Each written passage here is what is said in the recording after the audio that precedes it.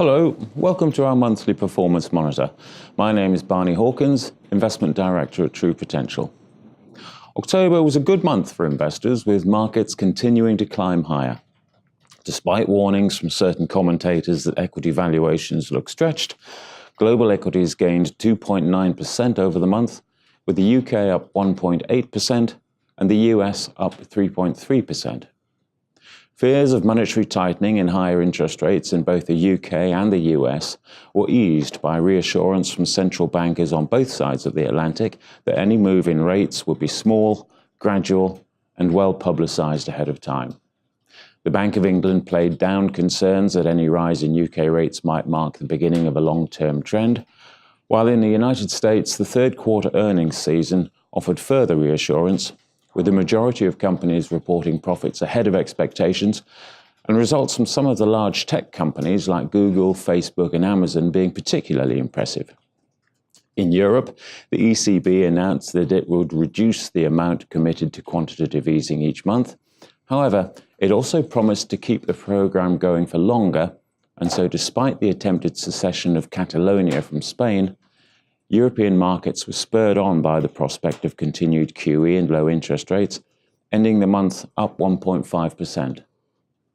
In Japan, the re-election of Shinzo Abe as Prime Minister was greeted enthusiastically by the markets. It is true that deep-seated structural problems remain in the country, not least an aging population.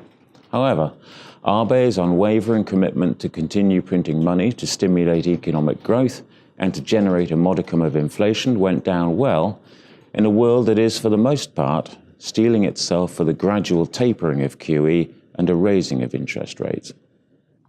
Boosted by Abe's re-election and the continuation of current economic policy, the market jumped 5.4% over the month. Elsewhere in the Far East, a dominant performance by President Xi at the Chinese Communist Party conference not only cemented his own position within the party, but also underlined China's growing ambition to be a world leader rather than just a participant in the global hierarchy.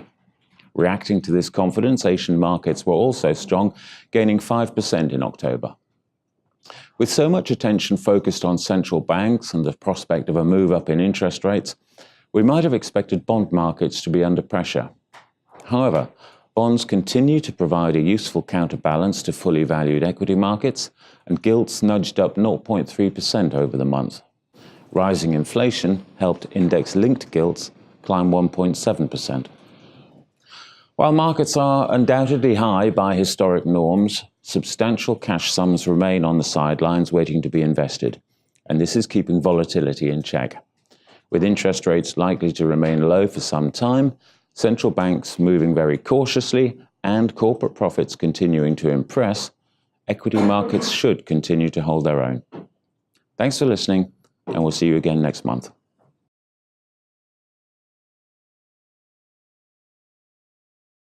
Welcome to today's review of the True Potential portfolios. My name's Chris Leyland, and I'm the Deputy Chief Investment Officer here at True Potential. I'm going to spend the next few minutes talking about our flagship investment product, that is the True Potential portfolio range. Okay, so first, let's start by discussing the performance of the portfolios. What we'll then do is we'll look at what are the key themes that we're seeing from our fund manager partners, and finally, discuss what changes have been made over the month. Okay, so looking at the month of October, the portfolios all produced positive returns, building on the excellent performance we've seen this year. Equity markets were the main drivers of return, with Asia and emerging markets reversing last month's poor performance. Looking over 2017, returns have been solid, with investors rewarded for taking extra risk. Moving on to the performance of the underlying funds that actually make up the portfolios, the True Potential Close Brothers fund range has performed well, with their ability to be more selective by picking stocks, working in markets where sector and stock returns have seen a lot of disparity. In reverse to what we saw last month, the True Potential Goldman Sachs Income Builder Fund showed positive returns last month, but relative to the True Potential managers, the other managers we have, it's slightly underperformed. Their fully sterling hedge position has weighed on return as sterling fell against the US dollar a beneficiary for other managers who use hedging a little bit less. Looking at the key themes we're seeing when we speak to our manager partners, our managers have remained positive on the economic outlook. Now, and from an investment perspective, they're increasingly expressing concern about some areas of markets where valuations are seriously overextended relative to historic norms. They're not so pessimistic that they believe this will derail equities, but it does set the scene for volatility to rise at some point. Value versus growth as a style continues to be a topic our managers are focusing on. Throughout the period since the credit crisis, growth stocks have significantly outperformed value stocks.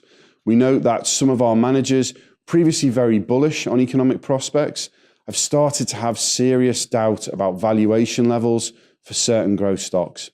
Many of our managers feel that growth has enjoyed such an incredible run, particularly the larger notable names in the technology sector, such that they cannot see how valuations can justifiably increase further. The flip side to this is that we still have managers favouring growth companies in a variety of industries, believing that the growth rally is not yet over for stocks on more reasonable valuations. Looking at the changes that we've made over the month, our baseline portfolios are unchanged, with the optimization factors continuing to be paramount in our decision making. Moving on to the plus portfolios, for Balance Plus, we've reduced the position in the True Potential 7IM Aggressive Fund and increased the position towards the True Potential UBS Aggressive Fund. This has brought the portfolio style-wise more into line with both Cautious Plus and Growth Plus.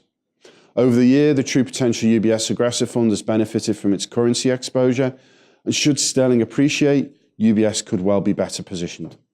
The income portfolios remain unchanged, again focusing on the optimization factors, particularly income, where the True Potential Cautious Income yield has slightly risen. As we move through the market cycle, the need for diversification becomes more prevalent. Here at True Potential, we offer our complete investment solution, that is the True Potential portfolios. This offers a new, higher level of diversification to help you navigate through any uncertainty. Thank you very much for listening today, and I will speak to you next time. Thank you.